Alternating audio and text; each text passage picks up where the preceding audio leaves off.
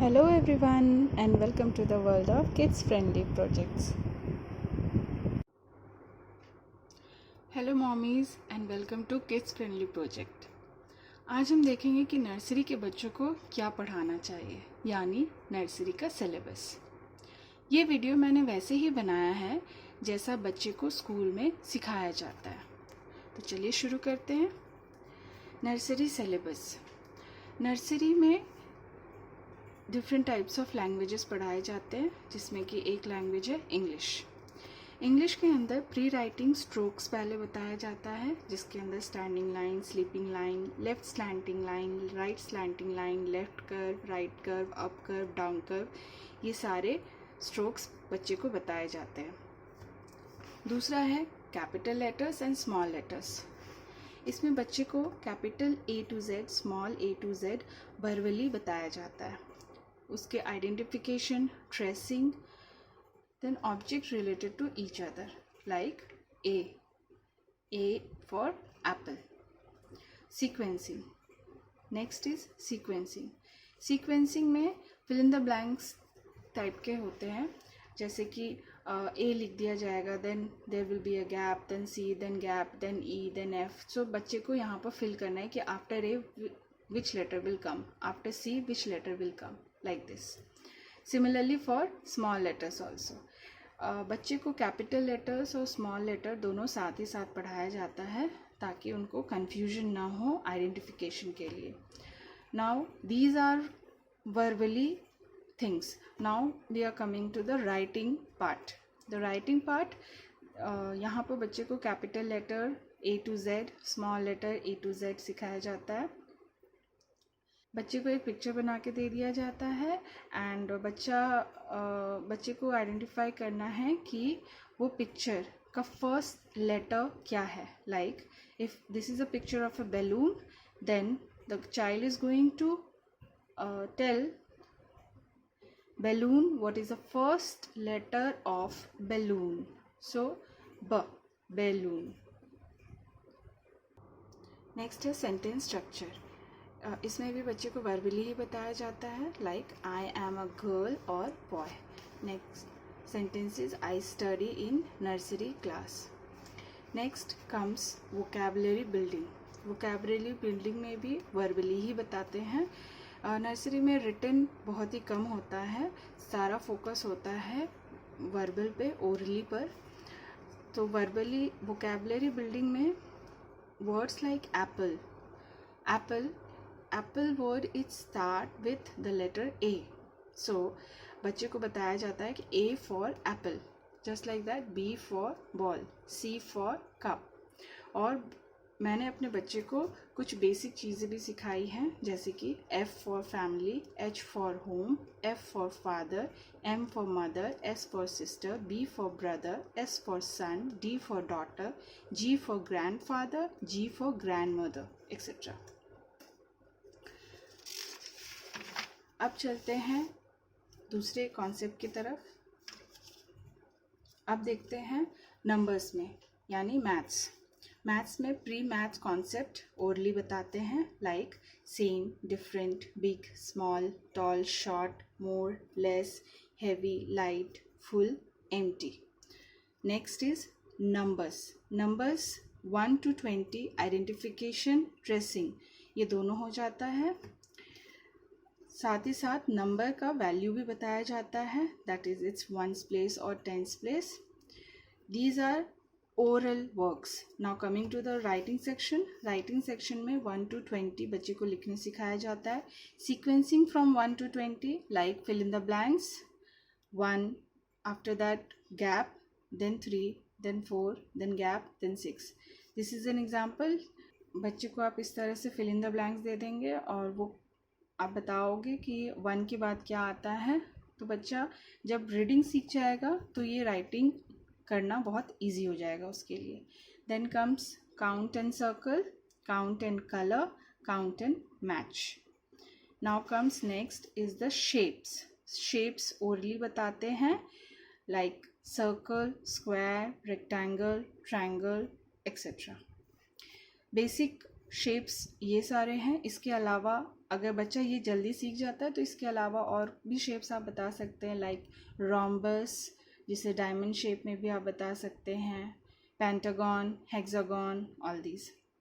Now coming two colours, colours भी हम basically उस बेसिक कलर्स बताते हैं, like red, yellow, blue, orange, green, purple, black, white, pink, ताकि बच्चा कलर में डिफ्रेंशिएट करना सीख सके।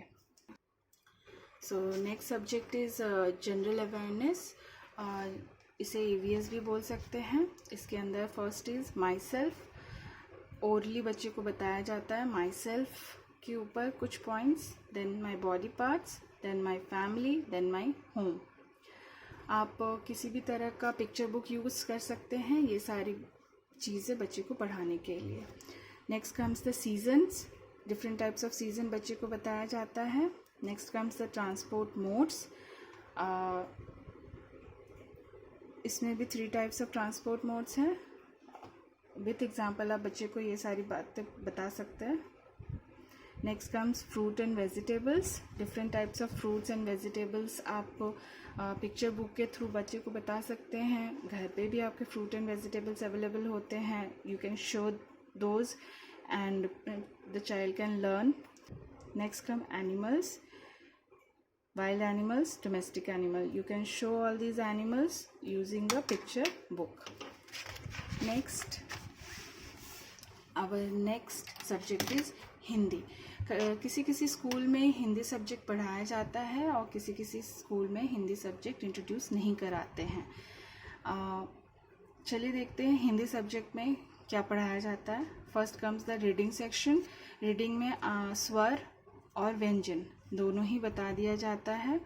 Then comes the writing section, writing section में सिर्फ और सिर्फ स्वर लिखाया जाता है, वो भी सिर्फ प्लेन पेपर पे। पहले प्लेन पेपर पे ही स्वर लिखाने की प्रैक्टिस होती है और using the tracing lines, curves.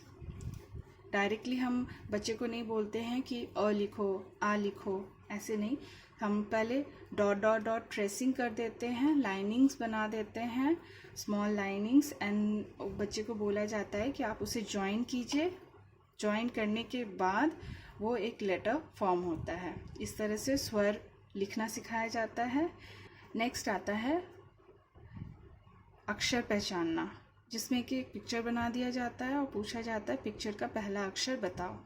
जैसे कि ये अनार मैंने बनाया है, सो बच्चे से पूछा जाएगा कि ये क्या है, बच्चा बताएगा अनार, फिर अ से अनार, स्वर है अ से अनार। Next comes the reading part. Now अभी इतना सब कुछ बच्चे ने स्वर व्यंजन सब पढ़ लिया है, लिखना सीख गया है स्वर।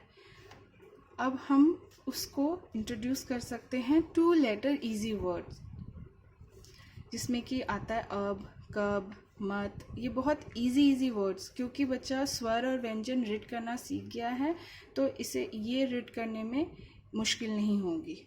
तो इस तरह के 2 लेटर इजी वर्ड्स भी बच्चे को सिखाया जाता है। नेक्स्ट कुछ एक्टिविटीज़ बच्चे के साथ कर सकते हैं। अदर एक्टिविटीज़ अगर आप बच्चे के साथ करते हैं तो बच्चा एंजॉय भी करता है और उसका स्टडी भी हो जाता है। अदर एक्टिविटीज़ में क्या आते हैं, चलिए देखते हैं। सबसे पहला है story telling, next come picture reading, next come rhymes, flash card activities, जिसमें कि आप फ्लैश कार्ड खुद घर पे भी बना सकते हैं। Flash cards of different letters, वो आप इंग्लिश के भी हो सकता है, फ्लैश कार्ड नंबर्स के भी बना सकते हैं। Then if you have flash cards of fruit and vegetables, animals, that can also be used. Next is displaying family pictures in the class, ये आप घर पे भी बना सकते हैं। मैंने फैमिली पिक्चर ट्री बनाया है, फैमिली ट्री बनाया है, उसका लिंक मैं डिस्क्रिप्शन बॉक्स में डाल दूँगी, आप वो देख सकते हैं। Next is welcome craft activity, कोई भी क्राफ्ट एक्टिविटी बच्चा बना सकता है। Next come prepare certain snacks, lemonade, vegetable salad, ये सारी एक्टिविटीज़ आप घर पे बना सकते हैं। इससे बच्चे को आप इंडिपेंडेंट होना सिखा सकते हैं कि वो खुद से भी अपनी कुछ इजी चीज़ें कर सकता है। Next come plant a seed in a pot, Next, visit the garden. Next, activities related to various festivals. Next is pretend and play. Next learn health and hygiene. इसके ऊपर आप बच्चे के साथ बैठकर डिस्कस कर सकते हैं हेल्थ क्या है, कैसे हाइजीनिक रह सकते हैं. Next come collage making. Next is making cards for special occasion. You can make different types of cards. मैंने मदर्स डे और फादर्स डे पे भी कार्ड बनाया है, उसका लिंक मैं नीचे डिस्क्रिप्शन बॉक्स में डाल दूँगी, आप चाहे तो वहाँ से देख सकते हैं. Next come hand puppet show. And next is the clay modeling. One more activity left is the learning basic manners. इसमें कुछ गोल्डन रूल्स जो बच्चे को पहले सिखाया जाता है, कुछ गोल्डन वर्ड्स के थ्रू आप उसे सिखा सकते हैं. Please, sorry, thank you, these are the golden words. इन गोल्डन वर्ड्स के थ्रू आप बच्चे को मैनर्स, गुड मैनर्स सिखा सकते हैं. इस तरह से आप डिफरेंट एक्टिविटीज़ बच्चे के साथ घर में करके इंजॉय कर सकते हैं. ये रहा हमारा नर्सरी सिलेबस. इससे रिलेटेड अगर आपको कोई भी डाउट हो तो प्लीज़ आप कमेंट सेक्शन में कमेंट करके बताइएगा. हमेशा याद रखिए, हर बच्चा यूनिक होता है, हर बच्चे के सीखने का तरीका अलग होता है. इसीलिए आप बच्चे को कभी भी फोर्स ना करें कि वो ये सारी चीज़ें फटाफट सीख जाए. फोर्स मत कीजिए, बच्चे को खुद से डेवलप होने दीजिए. बच्चा चाहे तो वो एक दिन में भी सीख सकता है या उसे 1 वीक भी लग सकता है. इसीलिए प्लीज़ आप उसे फोर्स मत कीजिए.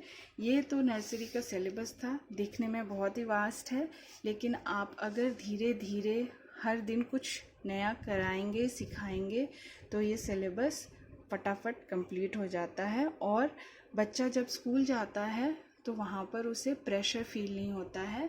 वो आराम से सारी एक्टिविटीज़ जो भी टीचर बोलती है वो आराम से स्कूल में कर सकता है. इससे बच्चे का कॉन्फिडेंस भी बूस्टअप होता है. आई होप आपको ये वीडियो पसंद आया होगा. अगर पसंद आया है तो प्लीज़ लाइक, शेयर और सब्सक्राइब ज़रूर कीजिएगा. मुझे आपके कमेंट का इंतज़ार रहेगा. Thank you so much for watching. Thanks for watching. See you in next video.